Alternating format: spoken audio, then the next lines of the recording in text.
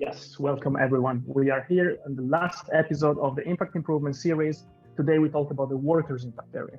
In this series, we've been learning for the last couple of months on best of class certified B Corps, each in one of the impact areas of the BIA. I'm Mattia, the certification lead for BLAB Benelux, and I will be co-hosting this session. More on that in a second. So this is the agenda for the next hour. I will be talking for 10 minutes, I think 10 minutes is even too much, about BLAB and the B Corp movement. I will do a little introduction, where we stand as an organization, what is our theory of change, and how do we go about achieving that, or what we try to on the daily. And then I will talk a little bit about the BIA, but then I will hand it on to Clara Bardieu. Clara Bardieu is, of course, my partner in crime today. She's a B leader. B leaders have been helping us running these sessions. B leaders for the uneducated are practitioners that BLAB Benelux have been training in the last couple of years to become acquainted with the B Corp framework and to support their own company or other companies in undertaking the certification journey. So Clara will be with us today, walking us through the B impact assessment and the workers impact pillar. And of course, the meat on the bone of this session is the B Corp panel. We will be listening from WeTransfer and from the Share Council about their best practices. Of course, please at all times drop questions in the chat. I will be having a look at the chat while stuff happens in the webinar, and then we will build a moment for Q&A towards the end, and then any other business. Yes, so a little introduction about BLAB and the B Corp movement. So, but before I do that, Clara, we actually wanted to launch a poll, am I right? Let's have a look. Where are the polls? Here. After 3 years of Zoom, I'm still not acquainted. So a temperature check. So who is in the room? Who are you? Are you a company founder? Are you an HR professional? Are you a B Corp employee? Maybe you're an employee at a company that's not certified yet. Maybe you're none of the above and you're very curious about what this is all about, or you just bumped into this link somehow and you were just walking by. So I see quite an even participation. So I will give it another few seconds and then. Okay, things are settling. Still admitting people in, and I will end the poll. And we have quite a good separation. We have some non-B Corp employees, a few B Corp employees, HR professionals, of course, as you would expect, company founders as well, and then some curious people. They're always welcome. So, BLAB and the B Corp movement, what it is all about. The vision of BLAB as the non-profit global network organization behind the B Corp movement and the B Corp certification is to build a more inclusive, equitable, and regenerative economic system for all people and the planet. You will hear, if you get acquainted with BLAB, if you're in touch with us, if you follow what the BLAB Global Network do, you will recognize that we talk a lot about stakeholders. We talk about stakeholder governance, we talk about stakeholder engagement, we talk about stakeholder benefits, and basically stakeholders can be encapsulated in all those beings, let's say, that are impacted by a company's operations and or business model. And usually you will see more in detail when we talk about the BIA, but stakeholders that we believe that all companies should take into account in their decision making are all people and the planet.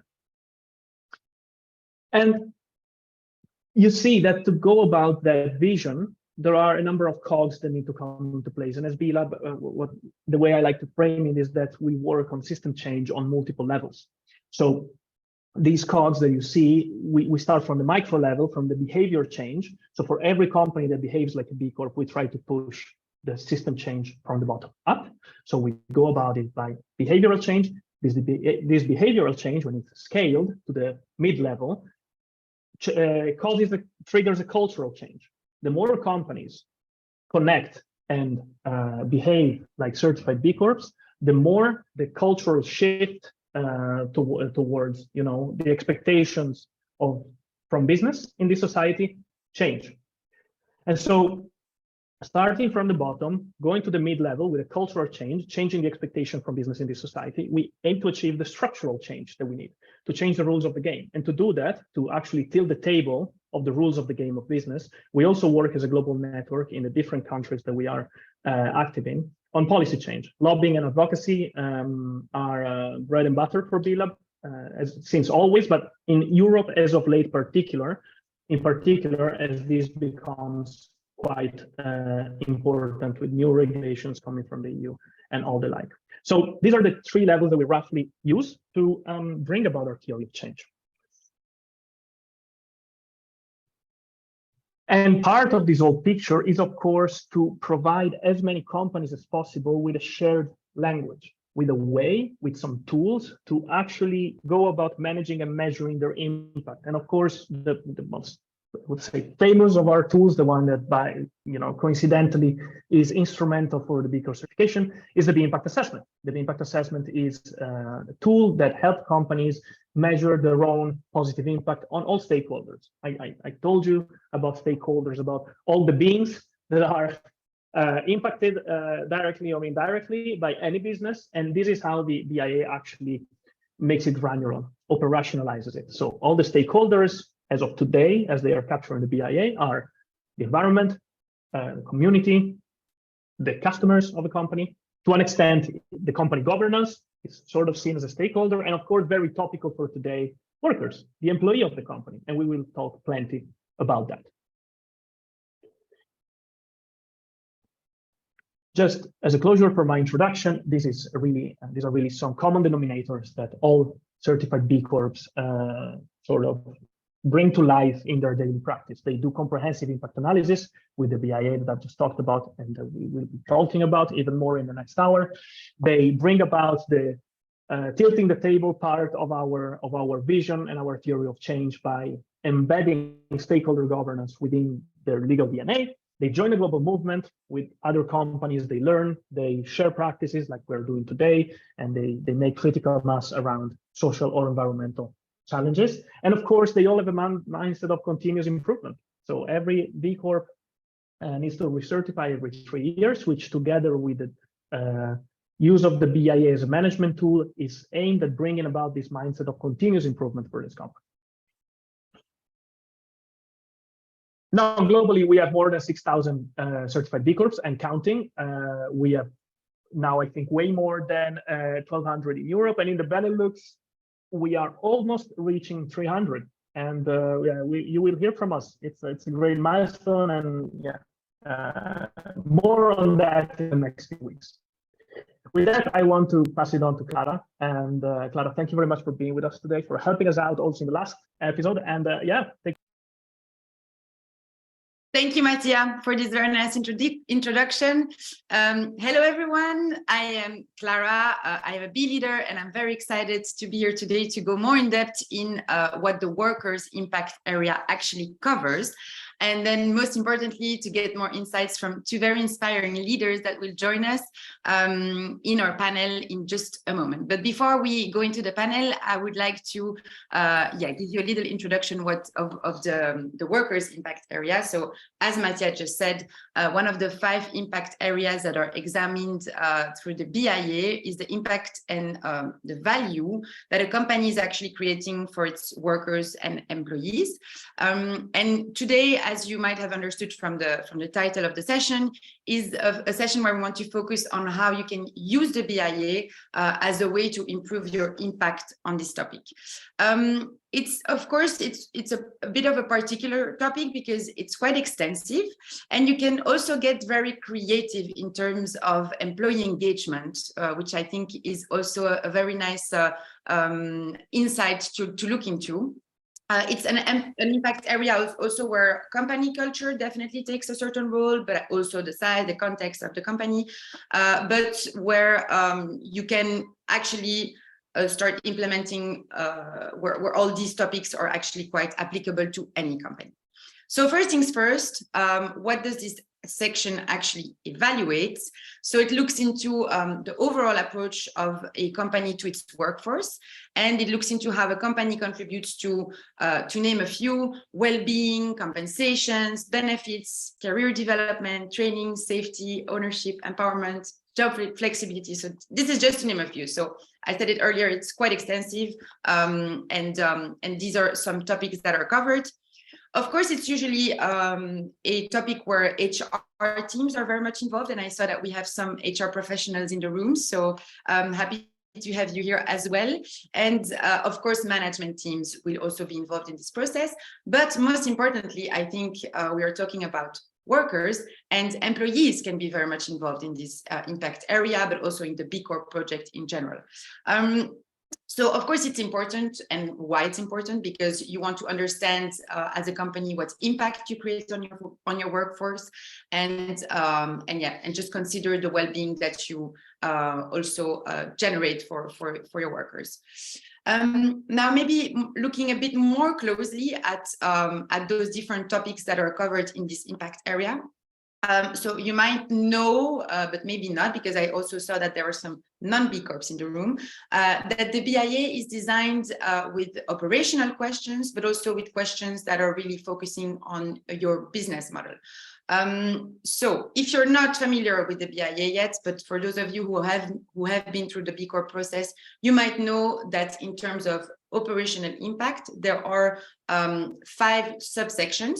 So the first one will be what is called in the BIA workers impact area introduction. And this is basically a section where you will have to fill in a variety of metrics about your workforce. So typically how many full-time employees that your company has, part-time employees, temporary workers, like it's a whole bunch of metrics where you will have to do a kind of a data collection internally. The second question is one about financial security. So looking into how you make sure that your workers are financially secured. Lots of also initiatives in this section that you can look into in terms of improvement. Then there is health and wellness and safety, which is also quite an interesting one, looking into health and wellness policies, initiatives, making sure that your workers are working in safe working environment. So it goes into also a range of different topics. Then there is career development. What do you have in place to make sure that your teams can evolve on a professional level, sometimes even on a personal level, and it can be within or even outside of your company. So it's also one where you have quite a lot of creativity. There's lots of things that you can put into place. And then finally, engagement and satisfaction. So looking at how engaged and satisfied your teams are, or what you put into place, which programs you have in place to increase that satisfaction and engagement rate. And then, of course, there are 2 impact business models that are being considered in the worker impact area. Maybe just as a reminder, for those of you who are not familiar with impact business model, it refers to really business models where impact is at the core of the company's DNA. So as said, there are 2 in the BIA. The first one is workforce development, and which is basically for business models that provide quality jobs or job trainings for, here very specifically, chronically underemployed populations. If you want more information about that, we definitely invite you to go in depth. There is lots of information on the BIA knowledge base about this. And then the second one, the second IBM that is considered in this impact area is called worker owned. And we will talk about it a bit later on in the panel, but typically it's about models that empower employees, such as cooperatives or with employee stock ownership plans. And we will go further into that topic a bit later on. So this gives you a 360 view of what this impact area covers and where you can potentially deep dive to improve. Now, the BIA is an extensive impact tool that you can use throughout your improvement journey. And if you don't know the tool, by the way, we're having a BIA webinar tomorrow. So please make sure to join if you would like to understand better how you can use it. But here are some tips and tricks on how you can really use this tool in your impact journey. First of all, you can use a set of filters in your questions, and one that we really would recommend you to look into are the gating questions. The gating questions are questions where, depending on the answer that you give, you will have a range of other questions that will pop up. Of course, it's a way also to open up scores, and yeah, so in terms of scores, it's really where you can also gain, but that's where you can improve as well in the BIA. And then, of course, build on practices and not targets. Or, yeah, of course, having targets is important, but we also would say, like, commit to progress, not to perfection. Start doing it and put it into practice. And then, as you saw in the impact worker area, there is quite a lot of metrics that you need to put into the BIA. So if you start measuring now, that's always best. And measuring also gives you a better view of the assessment of your company. You can start small, and we will look into just in a moment. You can start small by starting with some priorities, some objectives. You don't have to see it as a big mountain, otherwise it's a bit overwhelming. So start small, and at least you start with something. Stay true to your mission. That's also very important. The BIA is a very holistic tool where you can get lots of insights on how to build on and implement operational but also impact business models within your company. But staying true to your mission is very important. We don't want, like, it's just how it will work if it's you stay true to your mission. And then this tip is actually also very interesting for this particular impact area. Communicate well and educate. I think the first people that need to be communicated to, inspired, and educated are your teams. So if you communicate well internally, the project will potentially take a bigger role and can really become the backbone of your company. Educating and raising awareness is also a big part of the B Corp journey, of course. And then obviously, as I said, you have to prioritize what you want to focus on, because some topics require more time, which is why I said it earlier. You can start with small things, small objectives, how we call it also short-term objectives. And then you can also start looking at where you want to be midterm and then long-term. So here is it's just a kind of a journey that you can get inspired from on those 4 different topics. Of course, there is way more that you can do. So we really invite you to go in depth into the BIA, but just to give you an example on a financial security, how you can put a short-term, mid-term, and long-term objective. You can start by defining certain policies, compensation policies as a short-term objective. Then mid-term would be to implement bonuses and actually have it into practice within your company. And then a long-term objective would be, and I'm sure Quintus would be really happy to hear that, is to implement ownership options. Of course, I gave also some examples for health and wellness, career development, engagement, and satisfaction. Just to be mindful of time, we will share you the slides so that you can have a deeper look into that. And there is tons of different ways and options on doing that in the B Corp journey. So feel free to, as I said, be creative, get inspired, and just do it, I would say. And then also, as we said, the BIA tool is an impact tool that you can use for building on this improvement journey or this impact journey. And here are also some general tips on how to use it. Firstly, and this is something that I have been doing quite a lot, is to export the BIA as an Excel sheet. This would really give you the chance to create, to have a tool that you can use as a team, and to make sure that you can tailor-made it to your own company. Then the BIA has a very extensive base of knowledge sources. It's on if you log into your BIA, account, it's on the footer. You go to the knowledge base and it's like a library where there are tons of guides and best practices. So really do have a look at this. Also, there is a lot of FAQ that you can look into, and yeah, it's really an amazing and inspiring base of sources from that BLab gives access to.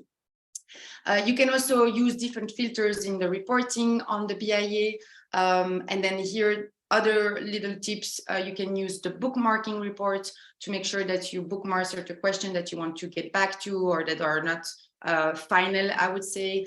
You can use the filter of gating question, as I said earlier. And then finally, you can also, on each question, there is a learn more button, which is very interesting also as well to get more explanations, examples, and implementation recommendations.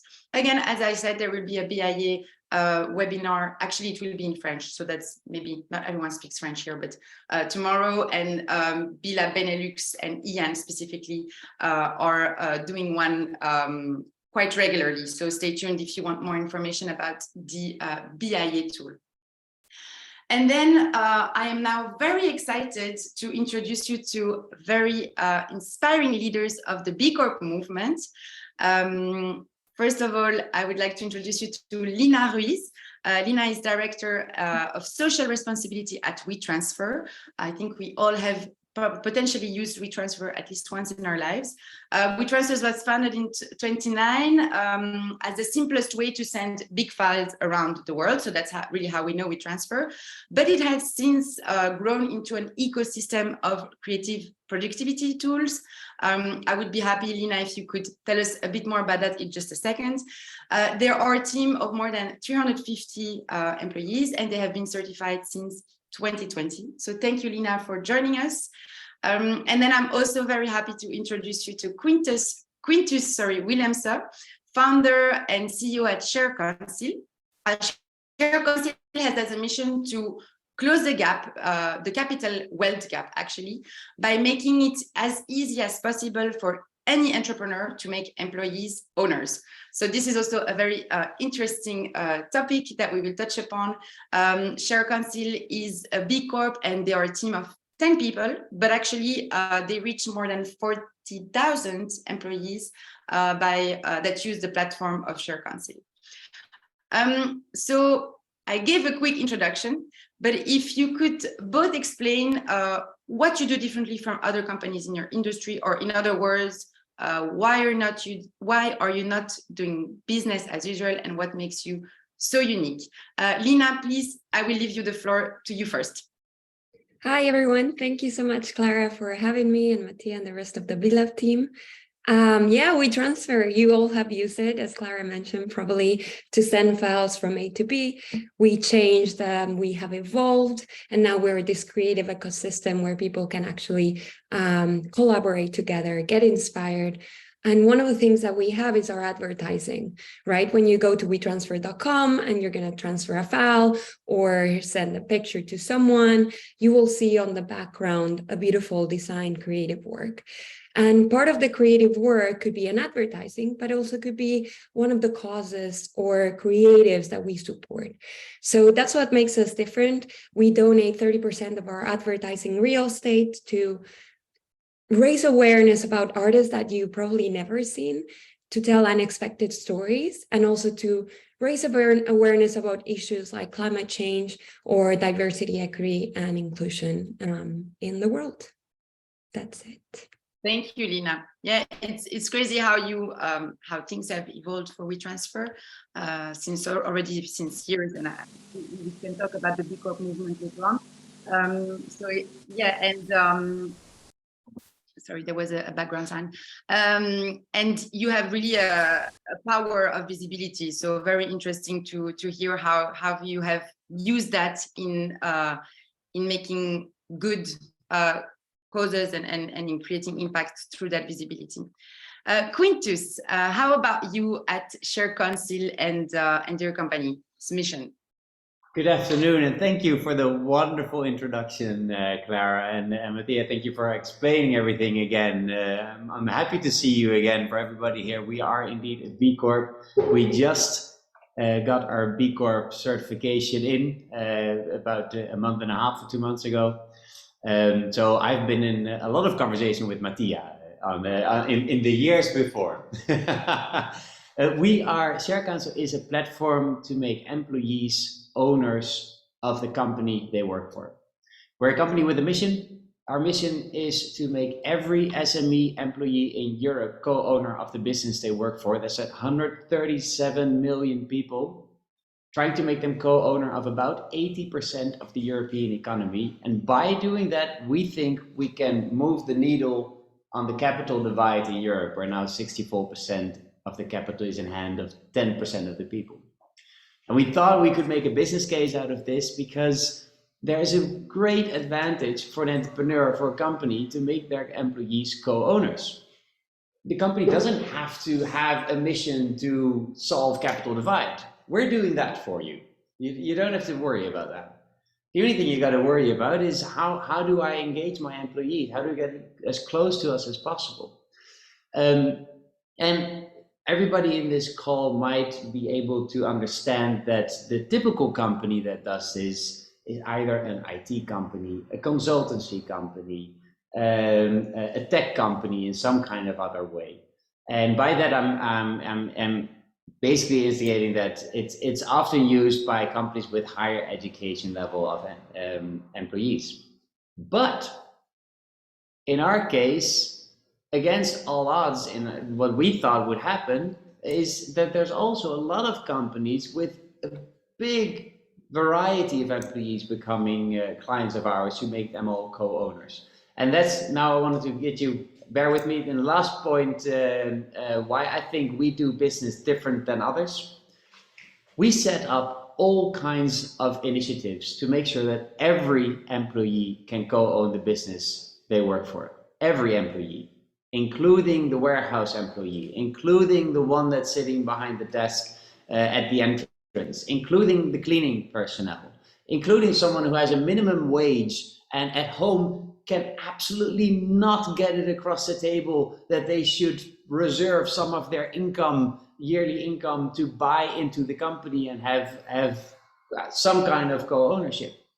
For those kind of examples, for instance, we set up a foundation which is called the Share Support Foundation. And whenever you earn a minimum wage or up to 30% above, you are able to participate in the company you work for, but you're just simply not able to get the funds together, that's where this foundation is for, to support you to become co-owner.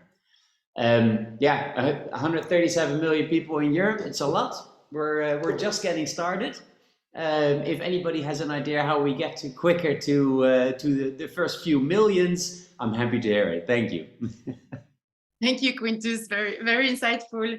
And from our exchanges, it was very interesting to hear, about your mission to close this capital wealth gap, because this is something that triggered me when we were speaking, and where you actually, from what we were saying during our exchanges, you can really trigger systemic change by making more workers owners and bring a solution to democratize this ownership that is usually maybe a bit more exclusive to certain, as you said, to certain people.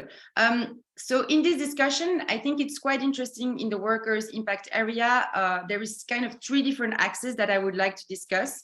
There is the typical employee operational management, but also employee engagement that is also very linked to the B Corp journey within companies, and then finally also employee ownership. Sorry.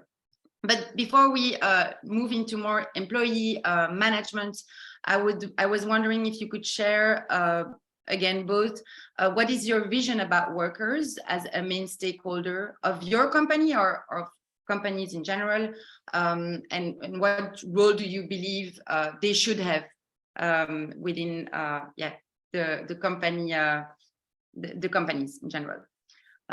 Lina, maybe would you like to start? Yeah, of course. So at WeTransfer, we have a saying that is people first, technology second, and creativity third. So we do things always thinking about either the user or our employees. And so all of the policies and things that we have in place is to ensure that we are, our biggest ambition is to be a certified great place to work. That is where we want to be and where we really want to evolve. So all of the policies and all of the programs that we've done, even before we started the B Corp certification, but even more when we got the certification, was to ensure that we could meet those high standards that we set to ourselves. One of the things that I loved about it is we ran a materiality assessment, for example, which is when you ask all of your stakeholders about what are the issues that matter most to you. And we ask also our employees. And thanks to those insights, we created a program that would help us guide exactly what we needed to do. So from my perspective, the focus on employees should be always listening to what their needs are, ensuring that with leadership, you can have a dialogue, that there's constant communication between the two parts, and that, the programs that are in place, they feel that they can contribute to your goals. Sometimes as HR professionals or CSR professionals, we are really focused on the impact, measuring things, where we miss the step where people really want to be part, not just of the result and the outcome, but actually of the recipe, of the kitchen making. They want to, get their hands dirty. They want to have their opinions. They want to be part of creating that program. So I think that's one of a key component of worker satisfaction overall. Amazing. Yeah. And you as a social responsibility director, do you work very closely with HR professional within your company?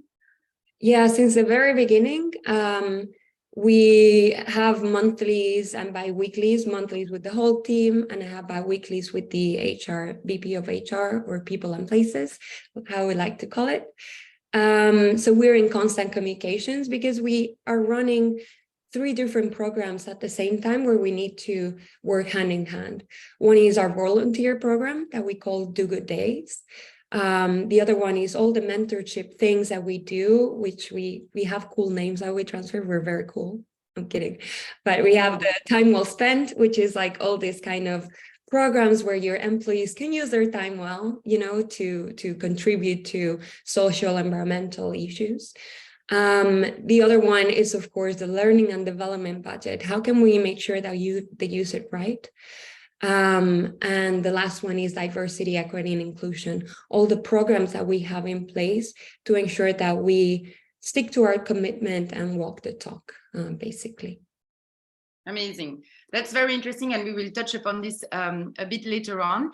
But before we deep dive again in employee management, Quintus, what do you have as a vision about workers as a main stakeholder of a company, and what role should they have? I mean, I think we can guess your answer here.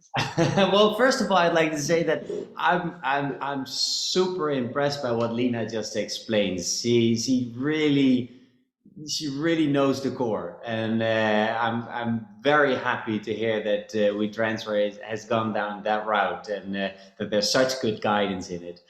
And there's a reason, actually. I have this bucket next to me because normally it's not standing on this table. It's a bucket filled with chocolate. It's from Tony Chocolonely. Tony Chocolonely, for the ones who don't know, is a company, a chocolate manufacturer in the Netherlands, focused on producing slave-free chocolate.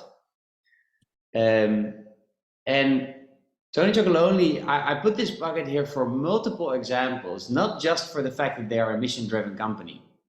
At Tony Chocolonely, everybody co-owns the company. And like at WeTransfer, it shows over there practically how fantastic it is to have people truly co-own the business, to feel as if they are running their own business. Because we got, I believe, 18 kilos of chocolate sent to us when we got our B Corp certification in, as a present from Tony Chocolonely.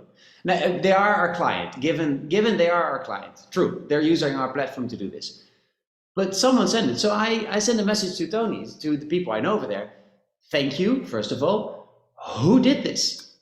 Who and why did we get 18 kilos of chocolate? I didn't know it was for the B Corp certification. I didn't know anything. It was Easter, so I thought maybe it's for Easter or something. I didn't know who sent it. I didn't know who thought of it. There was nothing with it. We just got 18 kilos of chocolate. And eventually what turns out is that they have such a nice model where people can do what they think is right at that moment. Someone thought, you know, it's super cool that these people got this. It's super cool that they got their B Corp. You know what? Let's send them the chocolate as a thank you, regardless of whether they knew us already. And I think this really clearly shows what co-ownership can do to your employee group and to the business. Next to the things that have been come out of research, as in, if employees co-own your business is economically more stable. It has a lower churn of employees. It has a lower rate of sick leave. And it has a higher potential of quick growth and of stable growth in the company. So next to all that, I think this is a really true example of the social commitment people give when they become a co-owner. Yeah, and it's a very good example of how ownership can create responsibility, taking initiatives, and I think this is also something as an employee that really drives you. Also, when you have that space to be part of it and to be part of the project and to have a voice, belonging feeling, that's very, very important. So. Yeah. For sharing, and 18 kilos of chocolate is quite a lot. Yeah, this is only what 1.5 or 2, so you can imagine how much we already finished. Okay, well, take care of your health. But I mean, chocolate is good. I'm Belgian, so I love chocolate. Maybe going into more operational aspects of employee management. Lina, you mentioned that you did a materiality assessment within your company, asking your employees about the main issues that you wanted to work on. What were those issues? Because you mentioned, of course, those 4 initiatives. Were they directly linked to the issues that were identified? I guess so. Yeah, indeed. The materiality assessment also asks every other stakeholder, right? So the board, leadership, your users, we have clients because of our advertising business, and we have the creative community, which is the one that we seek to serve. So we ask not only our employees, and from there we balance all the answers, and we got the 11 issues that we really need to focus on. From those, we selected the ones that are key to our business, what we call the just the things that a corporate or any business should be doing as of now. Then what we called the ones that are priorities, the ones that we really need to step our game, we really need to make progress on, and what we call our hero topics, the ones that are core to our business, core to ourselves. So we did split those topics, and the ones that we've been focusing on a lot are digital ethics, right? We are a technology business. We are in a beautiful intersection of an editorial magazine meets an advertising platform that is also a technological business.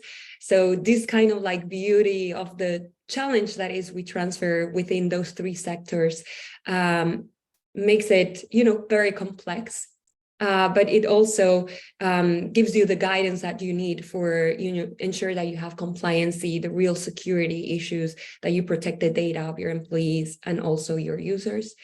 And then from there, our hero topics, which are sustainability, which we made a lot of progress since 2020, and diversity, equity, and inclusion, which is a very, deep topic for an employees, which it's slowly, as you said, is not a sprint, is a marathon. So it's slowly making progress, ensuring that we show not just intentions and the actions. And so that is been our kind of focus for the last year on ensuring that is correct. One of the programs that I love that we launched last year, we pilot, is called Summer Fridays. So Summer Fridays is our attempt to have a 4-day work week. And for some of you in the room, you're like, what? Like, how can we do this? Like, how is that possible? Well, we thought it was not possible, for WeTransfer to do that. But we started building a case, like when is it good time to pilot? What do we need to do to make that a reality? Our employees really, when we ask our employees, they struggled with work-life balance, and the technology sector is one of the sectors that is struggling most with burnout. And so how can we ensure that we give our employees that balance that they need while protecting our business goals? And so this is the second year that we pilot, and we're going to measure how it goes. This Friday is actually our first Summer Friday of 2023. It runs for 2 months, so it's July and August, and it's our attempt to start measuring and improving and ensuring that we pilot and try new things to ensure that our employees have the health benefits that they deserve, but also the balance that they need to be more productive at their jobs. It's amazing. And yeah, I think so from those this is the fifth then initiative that you have put into place. You listened to your teams and then you implemented that. Yeah, I think it's very inspiring. And I know that we transfer, correct me if I'm wrong, Lina, but you have a report online where you also give specific tools on how to implement that. So I would really invite anyone to look into it, because I saw that there is also some tips and best practices on Summer Fridays. So definitely amazing also to open source it, because that's how you can scale impact also. It sounds very, very inspiring. Were there any challenges that you encountered in implementing those new initiatives in terms of employee engagement and programs? Absolutely. So the bottom of it is trying to, indeed, we have shared all of our knowledge, actually. So it's on our responsible business review that we launched in March this year. So perhaps Mattia can send a link later if we have a follow-up email, but you can also find it on our web, where we share all of our experience and exactly how we measured. It's a pilot, right? So we don't have the definite answer, but you can see what are the things that we measured and what are we going to do this year to improve. 4-day work week, it's a beautiful challenge because every team is different, right? So you have customer support that needs to be 24/7. You have the technology part of your business that if your website is down, well, you don't have a business. So you need certain teams that need to be connected more than others. So how can you balance it out so it makes it fair? One of the things that we noticed is like, we really need to help the teams to really prepare. We couldn't just like tell them like, hey, from now on, this Friday is off, just, rest, do whatever you want with that. And that's it. We needed to kind of guide them to ensure that every team was ready. One of the best examples indeed is the customer support one, because what they did is like, okay, they joined forces within them and they built a schedule. And so to balance the work, they decided, okay, some of us will need to work on a Friday, but then the ones that work on a Friday will have Mondays off. And so instead of Summer Fridays for them, once a month, once every 2 weeks, they will have a Monday instead. So it's like playing a little bit, with the system to ensure that it's fair, is having those conversations within those teams so they feel that they are treated, with the same respect. And of course, one of the challenges is that, for most people, they loved it. They felt that they were more productive. They felt that their stress levels were actually reduced. They also felt that they could take more time to think and innovate and learn, things within their industry. They were listening to podcasts, they were going to conferences, which helped, to do their job. But some others, it's, they found it that it was difficult to adjust because they have a lot of work, or they had a lot of, specifically our sales team, our advertising team, they have sales targets that they need to hit. And so the second attempt this year is to trying to balance that out. We pick our summers because WeTransfer is a work-related tool. So we have, peaks, and then we have like moments that it's like valleys, that it's not like heavy workload. So one of the things that I suggest for companies that want to test this out is to also understand how your business operates. For us, is the summer, because it's the moment that our business is kind of slowing down because people are on holidays. For you, it could be, in Easter, or it could be in any other month.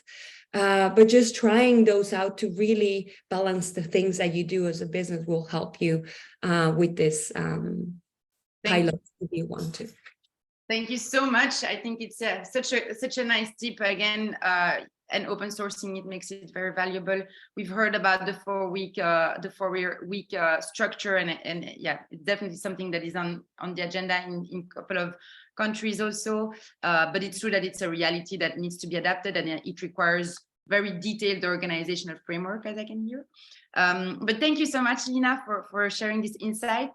Quintus, is there anything at Share Council, because you, of course, already are quite of an expert in the employee engagement initiatives in terms of ownership, at least. Internally for you at Share Council, how has that been developed on your workers within the B Corp journey? Did you identify certain topics that you were actually that you wanted to prioritize, and what did you prioritize or implement, for example, to create more value even for your workers? Yeah, good question. And a way to explain this is, on the contrary to Lina, we only are with 10 people. Yeah. we don't have that big of a group to manage, which is a blessing, but also a curse. It's a blessing in the sense of we're still a small group where everybody really works along, setting the strategies, finding the roads we need to walk down, and finding out how we need to improve the company and improve the platform and improve the structure. Everybody in the company co-owns the business, as one should, and especially as one should as an employee ownership platform. A side note to our platform is we have about 310 or 320 shareholders. That is because also all our clients are owners, and all our subcontractors. So everybody who has anything to do with the company co-owns the business. If you become a client, automatically by paying the first bill, you buy shares of Share Council. And so that gave us a really easy one to get into. Where is the curse? The curse with being with 10 people and starting with the BIA is that we know it's difficult to keep up this structure with the 10 people and everybody knowing each other very well, and everybody being in the strategy meetings and setting up things together, doing that when you become the size of a wheat transfer. Mm-hmm. So what we started doing during the BIA, or during the whole assessment, is put everything in place that prepared us for that growth. Put everything in place. How do we actually treat employees, and how does it actually work with new initiatives and new ideas that come in? And is this actually all registered and written down in the employee handbook and such, and rules around that? In honesty, we did not have an employee handbook. Well, that's not true. We had a small employee handbook with some things in it, but it was not mentionable. So those kind of things were the biggest things for us to do during the assessment. If you look at how do you treat the workers, and how do you go around setting everything in place. And the great advantage is, again, we're a small team, so we were able to put all of this in place now, and to keep it up in it. Yeah, definitely something that I also usually recommend to smaller size companies is like, look into it now, because then it will help you, really build a framework and this skeleton in a certain way. And I think it's a great opportunity for smaller size companies, and then now you're ready to grow and to have the full potential of your company. Last thing to it, very short, is everybody in our company has voting rights. For anybody interested in this call, so we go to the extreme point of the spectrum. Everybody has voting rights. Everybody co-owns a business, and everybody truly decides. So also when we have 100 employees, everybody has a voting right. Okay. Oh, that's amazing. A real democracy. maybe just regarding employee ownership, I was curious to hear, giving ownership is a way to go, but and there are benefits that you mentioned. Are there also risks, but also risk of not doing it in a certain way? We would be happy to hear, curious to hear more about that. Yeah, no, of course, and it's yes, of course there are risks to co-ownership. One of the risks is what happens if someone leaves the company, or what happens if the company runs out of liquidity, or what happens if you need to make a decision. Everybody has voting rights, and you didn't think about that one on beforehand, and it's becoming way too much of a cumbersome decision-making process. Of course, those risks are absolutely there. Although you can fairly easily mitigate these things, mitigate these risks. Someone leaving the company, yeah, on beforehand, you already had agreements on, okay, what happens if someone leaves? Does that person need to sell the pieces back to the company? Can the person sell it to other employees? Can you sell it to someone else overall? If you're a bad leaver, so you stole something from the company, perhaps, do you just have to give it back, and is that it? That's all set in place. If the company runs out of money and and someone else is leaving and wants to sell their pieces back, then the company won't buy them back at that moment. The liquidity is not there. There are ways to set that into place. And eventually on that whole shareholder voting part, you do cut things up on what do people vote on and what don't people vote on, and what falls within the decision making of the board, and what does the board always have to go to all the shareholders, and what is the division within the shareholders and how the voting process goes. So these risks, yeah, they are there, but they're absolutely mitigatable in this. And the reason I tell these risks and tell that they're mitigatable is the further you go to true co-ownership for an employee, the closer you come to true commitment from that employee. Mm-hmm. It's a scale. The further you get in the scale to true co-ownership, the better you do. And yeah, if you want to get to true co-ownership, you got to mitigate more of these risks. Yeah, and you're there also, I guess, to bring potential solution to these barriers and risks. Are there sometimes employees that are not excited or that are not enthusiastic about ownership? Well, in Dutch we say, who doesn't know, doesn't care, or doesn't want. And we do understand that people who just come into this, or a company that just starts with co-ownership, there's a big evangelist task for us, for the company owners, and for others to do this. Educate everybody. As long as you educate them, they'll understand. And as soon as they start to truly understand, they love it. That's why we build academies, and we build knowledge-based, and we build big blog libraries and those kind of things to really get everybody along in this co-ownership movement and why it's happening. And interestingly enough, the bigger companies that become clients of ours, and you're speaking about a company with, I don't know, 500 or 700 employees, almost all of them started with, yeah, we want to have our top management, some severance packages and some good incentive packages, and that's it. And within almost no time, they said, okay, you know what? No, we should just have the whole group be able to be co-owner. And that's where we first started noticing, okay, not everybody understands this as well as it does, but really quickly every employee picks up. And even the ones that in the beginning are skeptical, that you do see them pick it up. Okay, so it's again a bit about communicating, educating, raising awareness. Everything. Definitely a good engagement afterwards. Absolutely, yeah, and it's an important task for us. Yeah, I'm pretty sure. I'm being just a bit mindful of time since we have 5 minutes left, and I would like to make sure that we can open it up for some questions. Maybe just you're both leaders in terms of impact leaders, I would say. What is your motto, your day-to-day motto, maybe in one or two sentences? Mine would be, for example, to try to commit to progress rather than perfection. Lina, do you have one motto that you would share, maybe also that is related to this impact area in particular?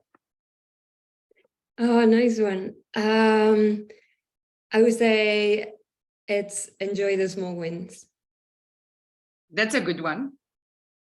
Sometimes progress is not like that share, like co-ownership. Sometimes it's just having that one team caring about one thing that is right. I like it. And I think it's very also, you said people first. And I think it's also about, enjoying this moment with the people around you. Teams are, to me, a team is like what the first thing that makes your experience in a company also very valuable. So thank you, Lina. Quintus, how about you? Yeah, I think everybody that zoomed in the first part of this webinar heard me say we're on it for 137 million people in Europe become a co-owner of the company they work for. That's the reason I wake up every morning and do this work. That's the reason why I was able to set up a startup and to grind through the start of a startup to do this. And it still is. It's my way to go. Well, I truly hope that you will fulfill your mission, but every day you're already doing it step by step. So I really hope that you can. Every employee is one extra, and the clock is ticking every day for us, and it's going the right way. Maybe, Mattia, I would like to open it up to questions. I know we don't have that much time left, but I think the conversation were very insightful. Are there questions in the room? Absolutely. There is one. I think we have two main topics here. We have the ownership, and I think we dwelled a lot on the 4-day work week, which is a big topic now, as you said. We have a question for Lina. Lina, of course, you've been very elaborate in explaining all the tinkering about it, but Iris wonders, what do you measure in the pilot exactly? When is the success? And if I may add, do you see this as something that, with preliminary analysis that you did, do you see that something that will scale? Do you see it as something that will definitely stick? So yeah. Yeah, thank you for that question.